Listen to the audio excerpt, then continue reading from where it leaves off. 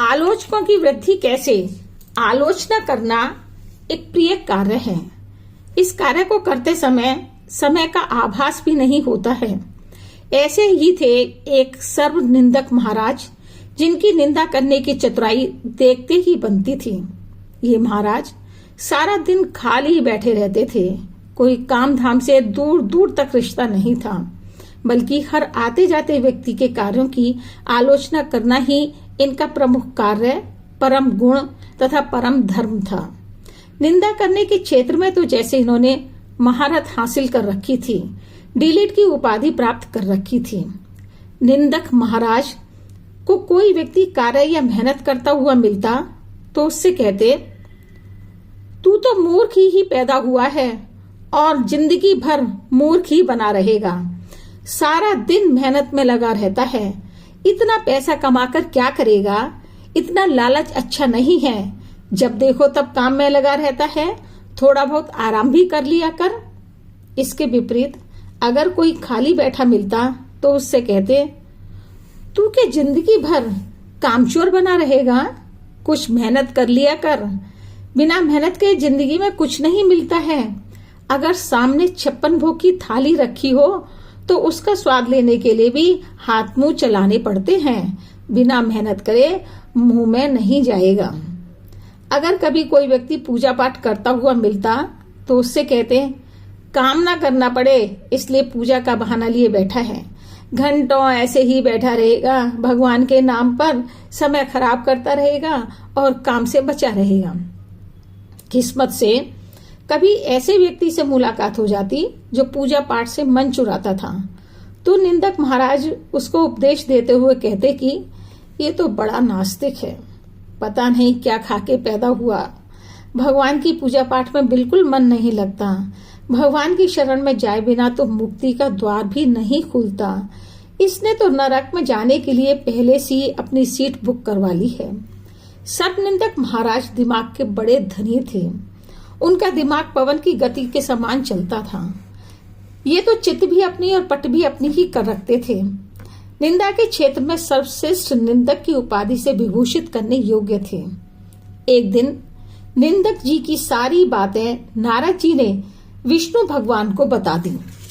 विष्णु भगवान सुनकर अचंभित हुए और नारद जी से बोले, हम उनकी परीक्षा लेना चाहते हैं, अतः तुरंत उन्हें विष्णु लोक में खाने पर आमंत्रित कीजिए। नारद जी बिना समय गंवाए निंदक जी के पास पहुंचे और विष्णु भगवान जी के निमंत्रण की कह सुनाई और अपने साथ ही भोजन पर ले आए। नारद जी उनको कोई भी बहाना बनाने का मौका नहीं देना चाहते थे।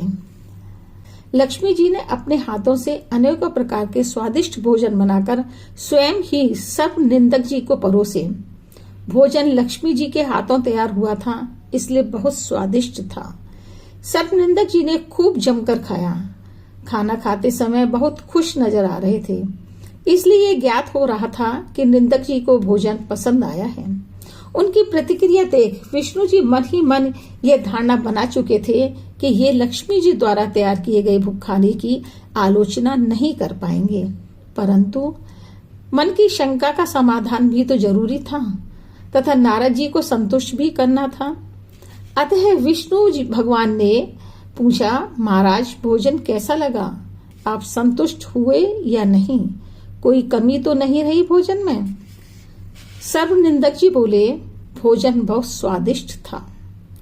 पेट तो भर गया परंतु मन नहीं भरा। आत्मा तृप्त हो गई और चुप हो गए।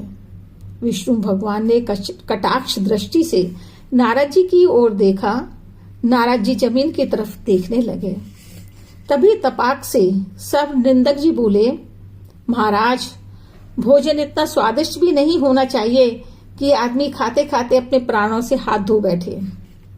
इतना सुनते ही भगवान विष्णु ने अपना सिर पीट लिया और बोले, सब निंदक जी, निंदा के प्रति आपके अगाध प्रेम तथा समर्पण को देखकर मैं धन्य हो गया।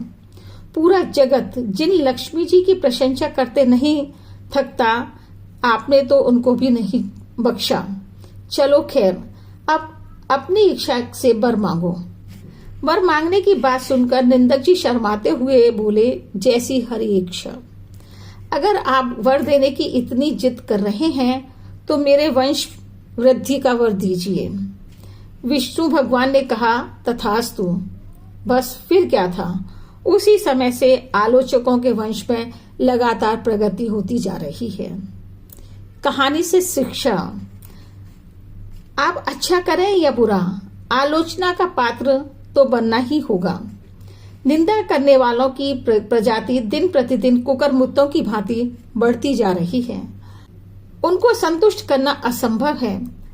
इससे घबराकर पीछे नहीं हटना है, क्योंकि कोई सराहना करे या फिर निंदा, लाभ हमारा ही होना है, क्योंकि प्रशंसा प्रेरणा देती है तथा निंदा सावधान होने का अवसर प्रदान करती है।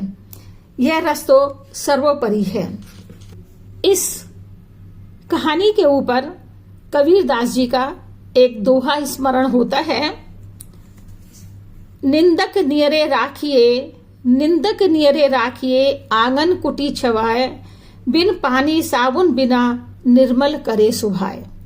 अर्थात जो हमारी निंदा करता है उसे अपने पास ही रखना चाहिए, क्योंकि वह तो बिना साबुन और बिना पानी के हमारी कमियां बताकर हमारे स्वभाव को साफ करता है।